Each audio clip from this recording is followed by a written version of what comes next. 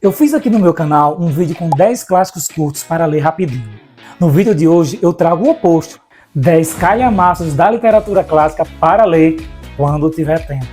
O menor dele tem 754 páginas, enquanto o maior tem 3.596 páginas. Quer conhecer esses 10 livrões? Então fica aqui comigo no Incentivando a Leitura com Josenildo Forte, seu canal de dicas literárias. Olá pessoal, os 10 calhamaços escolhidos são da literatura clássica universal. Escolhi aqueles que tenho aqui na minha biblioteca. Farei também um breve resumo de cada um deles para que vocês conheçam suas histórias. Ao final deste livro, comente aí se você já leu algum desses livros, ou se conhece outros que também são calhamaços e não entraram nessa lista, ok? Preparados? Então vamos lá. Irei iniciar do que tem menos páginas para o que tem mais páginas. Em 10º lugar, com 754 páginas, A Pedra do Reino, de Ariano Suassuna. Publicada em 1972, A Pedra do Reino e o Príncipe do Sangue do Vai e Volta é uma obra que se inspirou em eventos ocorridos na Serra do Catolé, em São José do Belmonte, Pernambuco, onde fica a Pedra do Reino, ou a Pedra Bonita, como também é conhecida. Por volta de 1836, pessoas acreditavam no retorno de Dom Sebastião, rei português desaparecido. Esse grupo acreditava que a Pedra do Reino guardava uma simbologia, um reino encantado ou algo semelhante, e chegou a haver rituais em torno disso, com consequências trágicas. Suassuna, ao escrever o romance, joga com essa história real e mistura com fantasia, cultura popular, cordel e mito e elementos do barroco. O narrador-personagem Dom Pedro Diniz Ferreira Quaderna conta sua vida de forma extravagante e exagerada, oscilando entre a realidade e a imaginação, enquanto tenta provar que é o herdeiro de um reino encantado no sertão. A obra dialoga com folhetos de cordel, autos populares, cavalarias medievais e misticismo, construindo um universo único, cheio de humor, sátira e crítica social. Eu já estive em São José do Belmonte, em Pernambuco, e visitei o Santuário da Pedra do Reino, lugar belo e encantador, que não lembra nada a tragédia ocorrida lá. Em 9º lugar, com 813 páginas, Anna Karenina, de Lev Tolstói. Publicada em 1877, é uma verdadeira obra-prima russa, que mistura drama, crítica social e reflexões profundas sobre a vida. A história gira em torno de Anna, uma mulher da alta sociedade que, infeliz em seu casamento, se apaixona perdidamente pelo jovem oficial Conde Vronsky. Esse amor proibido coloca Anna em choque com as regras rígidas da sociedade russa do século XIX. Paralelamente, o romance acompanha a trajetória de Lieven, personagem que muitos estudiosos dizem ser o alter ego do próprio Tolstói. Lieven procura sentido na vida através do trabalho no campo, da fé, de um amor mais sereno, oferecendo um contraponto filosófico à história trágica da protagonista. Em 8º lugar, com 822 páginas, Dom Quixote de La Mancha, de Miguel de Cervantes. Publicado em duas partes, uma em 1605 e a outra em 1615, é considerado o primeiro grande romance moderno e uma das obras mais influentes de toda a literatura mundial. A história acompanha Alonso Quijano, um fidalgo pobre que enlouquece de tanto ler romances de cavalaria e decide tornar-se cavaleiro andante, adotando o nome de Dom Quixote. Com uma armadura velha, um cavalo magro chamado Rocinante e a companhia do fiel escudeiro Sancho Panza, ele sai pelo mundo para corrigir injustiças, embora muitas vezes confunda a realidade com sua imaginação. O caso mais famoso é quando acredita que os moinhos de vento são gigantes ameaçadores. A obra mistura humor, crítica social e reflexão filosófica, trazendo diálogos riquíssimos e situações cômicas. Ao mesmo tempo, Cervantes apresenta um estudo profundo da condição humana, o choque entre sonho e realidade, a necessidade de acreditar em algo maior e a força transformadora da imaginação.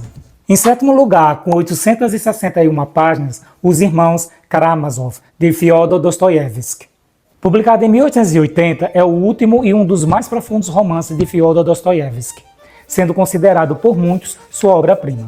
A história gira em torno da família Karamazov, composta pelo pai Fyodor Pavlovich, um homem corrupto, cínico e debochado, e seus 4 filhos, Dmitri, impulsivo e dominado pelas paixões, Ivan, intelectual atormentado por dúvidas existenciais e pelo problema do mal, Alyosha, o mais espiritual e sensível discípulo do monge Zosima, Smerdyakov, o filho ilegítimo e enigmático que carrega ressentimentos profundos. O enredo toma força quando Fyodor Pavlovich é assassinado e Dmitri torna-se o principal suspeito. A investigação do crime funciona como eixo para explorar as contradições internas de cada personagem e discutir temas morais e religiosos.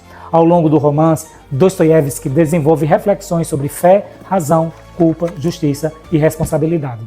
Em sexto lugar, com 947 páginas, Um Defeito de Cor, de Ana Maria Gonçalves.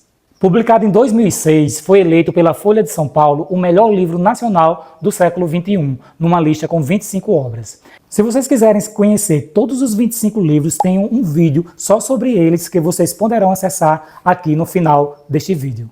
Um Defeito de Cor reconstrói em forma de longa carta-testemunho a vida de Keinde, uma mulher africana que é capturada ainda criança, trazida ao Brasil como escravizada e passa a vida inteira em busca de liberdade, dignidade e, sobretudo, do seu filho perdido. Ana Maria Gonçalves utiliza documentos históricos, mitologias africanas, referências da cultura iorubá e uma linguagem viva e pulsante para construir uma narrativa épica e emocionante. Um Defeito de Cor é considerado um livro fundamental para compreender o Brasil, suas raízes africanas, as marcas da escravidão e a luta contínua por identidade, liberdade e pertencimento. Em quinto lugar, com 1183 páginas, O Conde de Monte Cristo, de Alexandre Dumas. Publicado em 1844, é um romance de aventura que acompanha a impressionante trajetória de Edmond Dantès, um jovem marinheiro honesto que é injustamente traído por homens invejosos e preso na sombria fortaleza de If. Durante os anos de encarceramento, ele descobre a existência de um enorme tesouro escondido. Depois de uma fuga impossível, Edmond encontra o tesouro, assume a identidade misteriosa do Conde de Monte Cristo e passa a executar um plano elaborado de vingança contra aqueles que destruíram sua vida. A partir desse ponto, o romance se transforma em uma grande narrativa sobre poder, destino, redenção e moralidade, mostrando como a busca pela vingança pode consumir até mesmo o mais nobre dos homens. Em quarto lugar, com 1357 páginas, Os Miseráveis, de Victor Hugo. Publicado em 1862, a trama acompanha a vida de Jean Valjean, um ex-prisioneiro condenado por roubar um pedaço de pão para alimentar sua família. Após anos de trabalho forçados, ele tenta reconstruir sua vida sob uma nova identidade, mas é constantemente perseguido pelo implacável inspetor Javert, que acredita rigidamente na lei e na punição. Paralelamente, surgem histórias que se entrelaçam, como a da sofrida Fantine, de sua filha Cosette e de personagens marcantes como Marius e os jovens revolucionários de Paris, compondo um vasto painel da sociedade francesa do século XIX. Ao longo do romance, Victor Hugo explora temas como pobreza, desigualdade, dignidade humana, perdão e transformação espiritual. Em terceiro lugar, com 1496 páginas, O Senhor dos Anéis, de Tolkien. Publicado entre 1954 e 1955, em 3 volumes, a história se passa na Terra-média, um mundo rico em mitologias, povos e línguas criadas pelo próprio autor.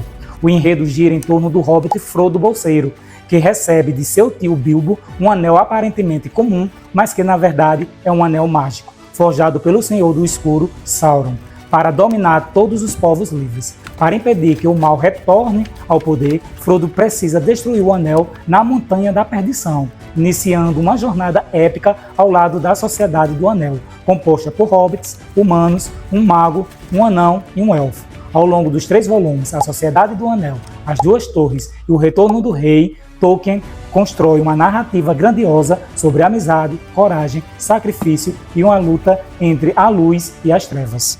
Em segundo lugar, com 2115 páginas, O Tempo e o Vento, de Érico Veríssimo.